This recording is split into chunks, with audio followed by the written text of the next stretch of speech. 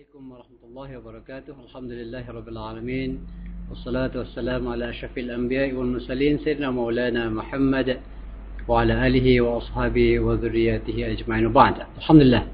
Syukur kita kepada Allah Subhanahu wa taala kerana mempertemukan kita sekali lagi pada hari ini insya-Allah.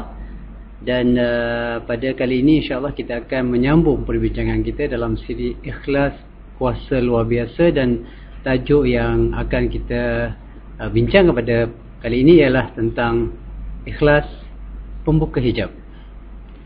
Saudara-saudari yang rahmati Allah Subhanahu Wa Taala, apabila kita lakukan sesuatu amalan tetapi tujuan dan juga matlamat kita lakukan perkara tersebut mempunyai matlamat ataupun kepentingan tertentu, maka perbuatan seperti ini sebenarnya dia akan menjadi hijab antara kita untuk hampir dengan Allah Subhanahu Wa Taala. Ini kerana kita perlu sedar, kita perlu sedar bahawa amalan kita cuma akan diterima oleh Allah Subhanahu Wa Taala kalau kita mempunyai keikhlasan kepadanya. Ya. Kita juga perlu sedar bahawa kalau kita mengharapkan pahala daripada Allah Subhanahu Wa Taala atau ganjaran daripada Allah Subhanahu Wa Taala, maka Allah Subhanahu Wa Taala bukan hanya melihat amalan kita, tetapi dia melihat jauh di dalam sudut hati kita. Tidak perlu amalan yang banyak jika ianya ikhlas kepada Allah Subhanahu Wa Taala. Tetapi kalau amalan yang banyak sekalipun, jika tidak ada keikhlasan dalam hati, maka semuanya itu adalah menjadi sia-sia dan tidak dipandang langsung oleh Allah Subhanahu Wa Taala. Bahkan kita perlu ingat, bila kita melakukan sesuatu amalan selain daripada Allah Subhanahu Wa Taala, artinya kita telah menyekutukan Allah Subhanahu Wa Taala, kita telah mensyirikkan Allah Subhanahu Wa Taala, dan ini adalah satu dosa yang amat besar. Jadi alangkah malangnya kita, saudara-saudari yang dirahmati Allah Subhanahu Wa Taala, kita melakukan satu amalan bersusah payah, melakukan ibadat kepada Allah Subhanahu Wa Taala, menunaikan solat sebagai contoh, menunaikan zakat, bersedekah, membantu orang lain yang memerlukan bantuan daripada kita. Dalam masa yang sama, kita bukan mendapat pahala ganjaran daripada Allah Subhanahu Wa Taala, tetapi mendapat dosa dan laknat daripada Allah Subhanahu Wa Taala. Wal a'yadzu billah. Muslimin muslimat rahmati Allah Subhanahu Wa Taala, kadang-kala apabila kita melakukan amalan, semasa kita melakukan amalan tersebut, kita merasakan kita begitu ikhlas kepada Allah Subhanahu Wa Taala pada peringkat permulaannya. Namun syaitan begitu bijak datang menghampiri kita. Syaitan akan membisik-bisikkan di telinga kita, mengatakan bahawa, wow, kamu ini adalah orang yang hebat, kamu ini adalah orang yang luar biasa, kamu membuat ibadat yang begitu banyak, kamu begitu pemurah. Dan inilah kalimah-kalimah yang sentiasa diulang-ulang oleh syaitan dalam pemikiran kita, sehingga kita merasakan diri kita sudah hebat. Maka segala-galanya akan merosakkan amalan-amalan yang selama ini kita lakukan.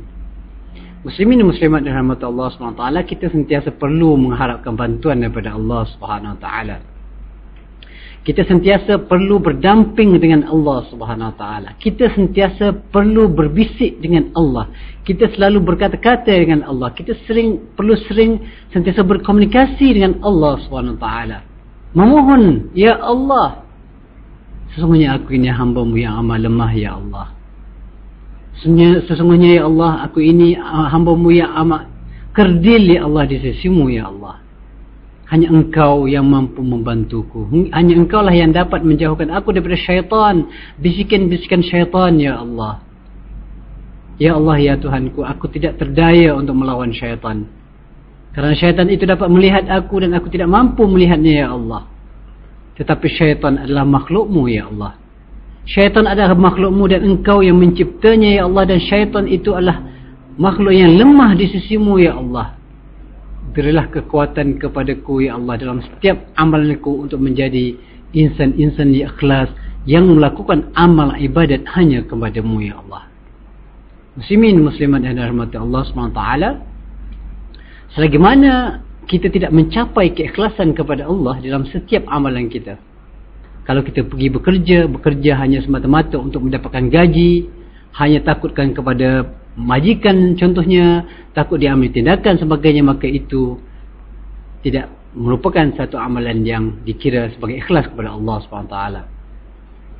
Muslimin muslimat dan rahmat Allah SWT, bila kita melakukan satu amalan, kita sentiasa perlu berhubung dengan Allah. Sebelum kita melakukan amalan-amalan yang hendak kita lakukan, kita sentiasa berbisik dengan Allah, ya Allah, aku melakukan segala-galanya ini adalah semata-mata untuk mencapai redha-Mu ya Allah.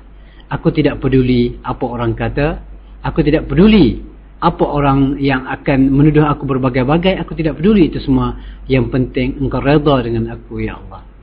Muslimin dan muslimat yang dirahmati Allah SWT, kalau sekiranya kita sudah mampu mencapai keikhlasan sedemikian, maka insya-Allah syaitan tidak akan mampu lagi mendekati kita. Maka apabila kita melakukan semata-mata mencari redha Allah SWT dan tidak mempedulikan dan tidak pernah mengharapkan balasan, ganjaran, pahala, ganjaran daripada manusia, ataupun kita tidak perlu mengharapkan pengiktirafan manusia, pujian dan sanjungan daripada manusia, maka pada ketika itu kita akan dapati bahawa hijab kita dengan Allah Ta'ala akan terlerai. Hijab kita dengan Allah SWT akan runtuh dan kita akan menjadi manusia-manusia yang hampir dengan Allah SWT.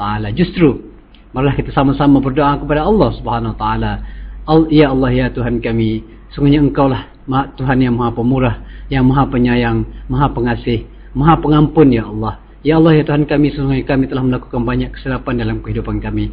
Berilah kekuatan kepada kami untuk meneruskan kehidupan ini dalam keredaan-Mu ya Allah. Bantulah kami untuk mentaati-Mu ya Allah, ya Arhamar Rahimin.